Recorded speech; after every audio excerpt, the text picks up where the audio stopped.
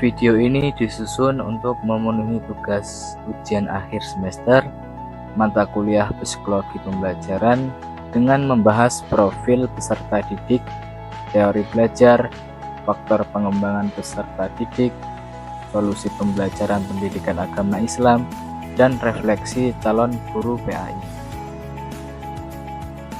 Oke, jadi sebelum kita lanjut ke pembahasan, izinkan saya untuk memperkenalkan diri saya.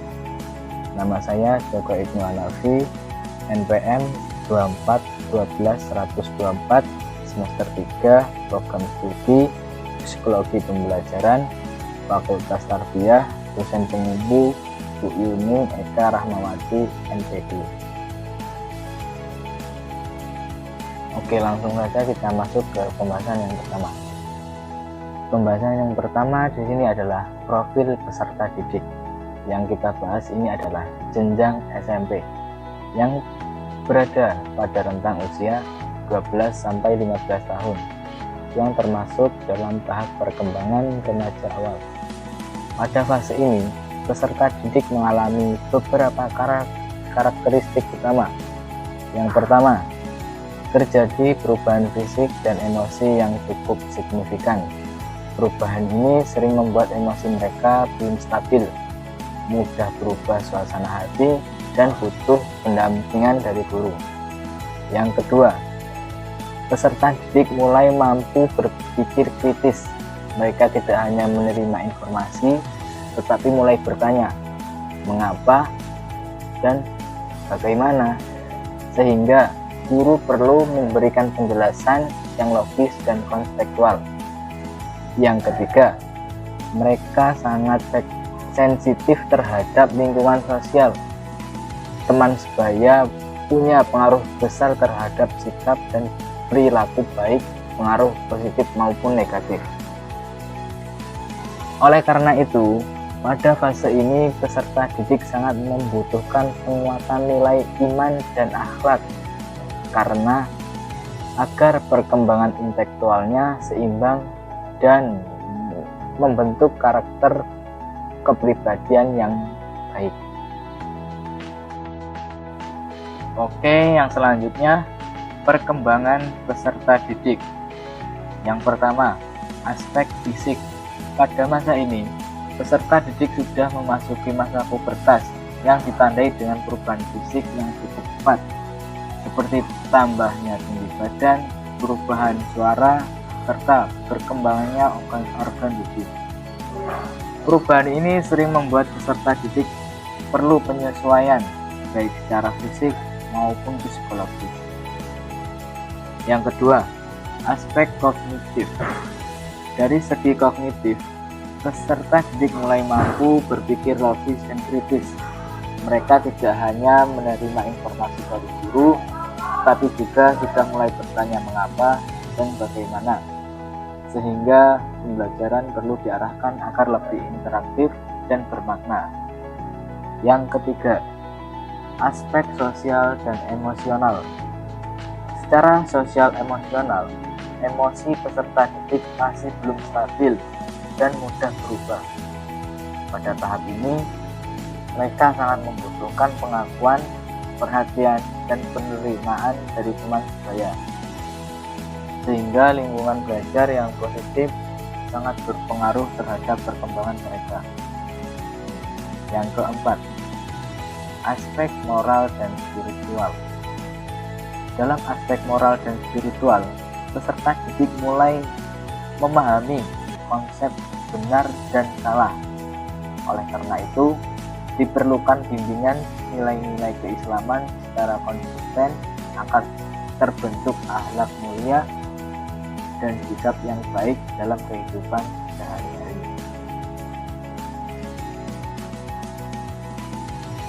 Nah, di sini saya mengambil teori dari konstruktivistik. Pendekatan konstruktivistik menekankan bahwa peserta didik membangun pengetahuannya sendiri melalui pengalaman belajar yang mereka alami. Jadi, belajar tidak hanya sekedar menerima materi dari guru, tetapi dipahami dan dikaitkan dengan pengalaman yang nyata. Dalam pendekatan ini, proses belajar bersifat aktif dan bermakna karena peserta didik terlibat langsung dalam diskusi, pemecahan masalah, dan eksplorasi materi. Sementara itu, peran guru bukan hanya sebagai satu-satunya sumber informasi, melainkan sebagai fasilitator yang membimbing, mengarahkan, dan menciptakan lingkungan belajar agar peserta didik dapat menemukan dan memahami konsep secara mandiri. Yang selanjutnya, faktor perkembangan peserta didik.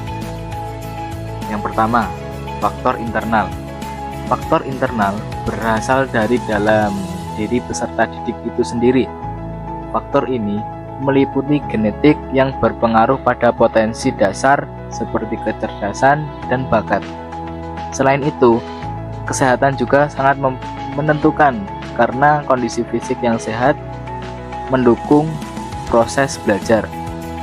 Faktor lainnya adalah kematangan, baik secara fisik maupun psikologis, yang mempengaruhi kesiapan peserta didik dalam menerima pembelajaran.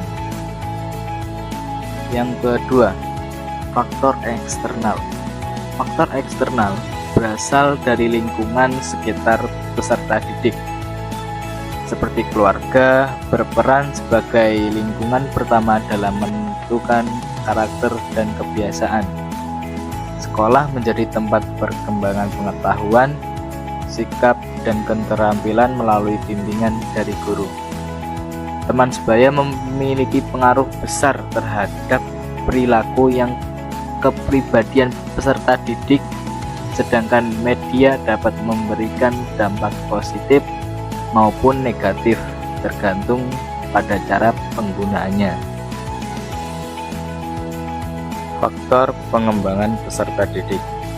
Perbedaan kemampuan mempengaruhi pemahaman materi pendidikan agama Islam.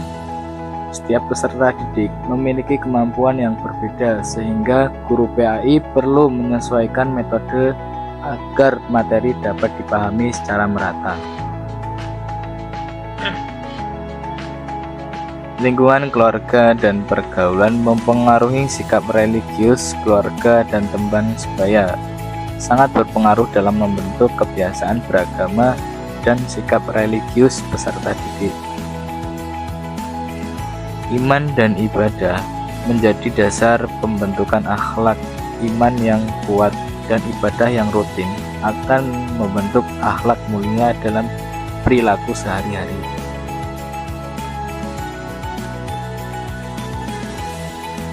Yang selanjutnya, solusi pembelajaran PAI. Yang pertama, metode pembelajaran. Dalam pembelajaran PAI, metode yang digunakan perlu disesuaikan dengan karakteristik peserta didik remaja. Pertama, diskusi nilai-nilai Islam digunakan agar peserta didik dapat saling bertukar pendapat dan memahami nilai keislaman secara lebih mendalam. Yang kedua, studi kasus Islam membantu peserta didik mengaitkan materi dengan permasalahan nyata dalam kehidupan sehari-hari sehingga pembelajaran terasa lebih relevan. Yang ketiga, pembelajaran kontekstual menekankan keterkaitan antara materi PAI dengan pengalaman nyata peserta didik sehingga pembelajaran menjadi lebih bermakna. Yang kedua, pengelolaan kelas. Dalam pengelolaan kelas, guru perlu menerapkan pendekatan persuasif, yaitu membimbing peserta didik dengan komunikasi yang baik dan patuh empati, bukan dengan paksaan. Selain itu, guru juga harus menciptakan suasana belajar yang kondusif, aman, nyaman, dan saling menghargai agar peserta didik dapat belajar dengan optimal. Penanaman iman dan akhlak. Penanaman iman dan akhlak dalam pembelajaran PAI dilakukan melalui beberapa cara. Yang pertama, pembiasaan ibadah seperti sholat tepat waktu, doa sebelum dan sesudah belajar, serta kegiatan keagamaan lainnya, agar nilai keimanan tertanam dalam kehidupan sehari-hari dari peserta didik. Kedua, kisah teladan, yaitu menyampaikan cerita para nabi, sahabat, dan tokoh Islam untuk memberikan contoh nyata tentang sikap dan akhlak mulia yang mereka teladani oleh peserta didik. Yang ketiga, refleksi nilai-nilai keislaman, di mana peserta didik diajak merenungkan makna ajaran Islam dan mengaitkannya dengan perilaku mereka dalam kehidupan sehari-hari. Refleksi calon guru PAI. Sebagai calon guru PAI, terdapat beberapa tantangan psikologis yang sering dihadapi dalam proses pembelajaran. Pertama, emosi peserta didik yang belum stabil, sehingga mudah berubah suasana hati dan mempengaruhi sikap belajar. Kedua, motivasi belajar yang masih rendah, terutama ketika peserta didik merasa jenuh atau kurang tertarik pada materi. Yang ketiga, pengaruh lingkungan negatif, baik dari pergaulan maupun media, yang dapat mempengaruhi perilaku dan karakter peserta didik. Untuk menghadapi tantangan tersebut, diperlukan beberapa solusi. Guru perlu menerapkan pendekatan empatik, yaitu memahami kondisi peserta didik dan membangun komunikasi yang baik. Selain itu, keteladanan guru sangat penting karena sikap dan perilaku guru akan dicontoh langsung bagi peserta didik. Terakhir, guru juga harus memiliki pemahaman psikologi peserta didik agar mampu menyesuaikan metode pembelajaran dengan kebutuhan dan karakter perkembangan mereka. Kesimpulan, berdasarkan pemaparan yang telah disampaikan, dapat disimpulkan bahwa pemahaman terhadap psikologi pembelajaran dan perkembangan peserta didik merupakan landasan penting dalam merancang pembelajaran agama Islam. Peserta didik jenjang SMP MTS berada pada fase remaja awal yang ditandai dengan perubahan fisik, kognitif, sosial emosional, moral, dan spiritual, sehingga membutuhkan pendekatan pembelajaran yang sesuai dengan karakteristik perkembangannya. Teori belajar konstruktivistik relevan digunakan dalam pembelajaran PAI karena mendorong peserta didik untuk aktif melakukan pemahaman, mengaitkan materi dengan pengalaman hidup, serta menginternalisasi nilai-nilai keislaman secara bermakna. Selain itu, perkembangan peserta didik dipengaruhi oleh faktor internal, eksternal, dan faktor Islami yang saling berkaitan dan berpengaruh terhadap keberhasilan pembelajaran. Mungkin cukup sekian dari saya, kurang dan lebihnya saya mohon maaf. Kepada Allah lah saya mohon ampun. Ihdinas siratal mustaqim. Wassalamualaikum warahmatullahi wabarakatuh.